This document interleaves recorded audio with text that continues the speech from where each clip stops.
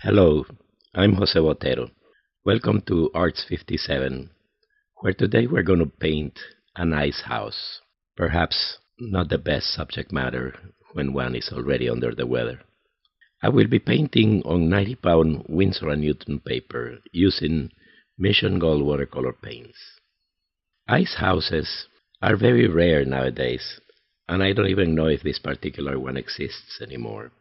My reference photograph I took probably 35 years ago or more. The 90-pound watercolor paper is sufficient for the 5x7 painting. It may not be thick enough for larger paintings, but I like to use them for these demonstrations.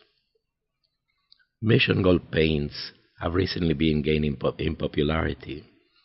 Mijello, the Korean paint manufacturer, produces wonderful pigments that are lightfast. The colors are rich and creamy, and I really enjoy painting with them. As always, I start with the background first. First the sky, then the distant trees. After that I jump to the foreground to try to enclose the main subject matter, before I move into the details. I have to get the building blocked in as well. Once again, in this painting, there is a white wall that I paint just by dropping a few drops of the primary colors to give the wall some tonality. Then I can start on the detail. Even though this is a brick building, I cannot paint brick by brick. I can only suggest the texture of the wall with a few marks. I also decided to use a fuchsia dress for the female figure to call attention to her and to break the ice, so to speak. Then it's just a matter of adding the detail to the signs and putting the finishing touches all around. When I was growing up in Latin America, the ice house in our town was next to the lake, so it was a double treat to go to it. You would sit outside waiting for the blocks of ice to be brought out to you. Sometimes there were vending carts waiting for ice. I'm talking about the vending carts that sold shaved ice. They would load up the cart with a big block of ice, and they would use a special plane to shave the ice. The sharp plane had a lid on it that collected the shaved ice. Then they put the ice into a conical cup and pour syrup on it. One of my favorite places for shaved ice was a little store by the sea. I loved it because the syrup that they used was milk-based, and that was my favorite. I wish I knew the recipe so I could make it in my blender now. It was delicious. After I started doing this painting, I remember a girl I dated a few times. She was very beautiful, very highly educated, and with impeccable manners. But the more I got to know her, the more I realized that underneath that beautiful exterior, there was a huge iceberg.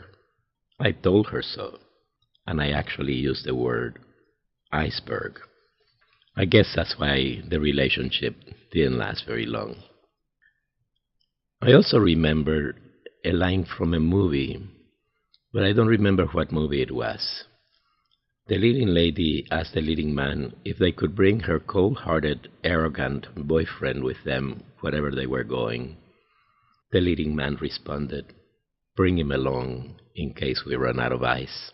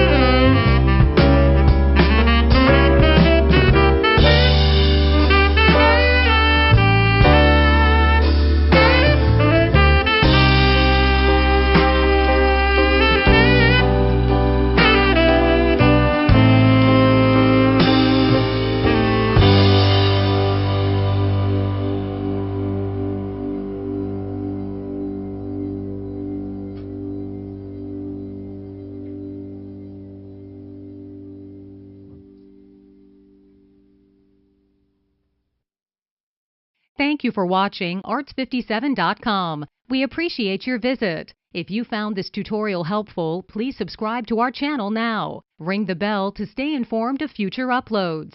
Don't forget to like the video and comment below if you have questions. Until next time.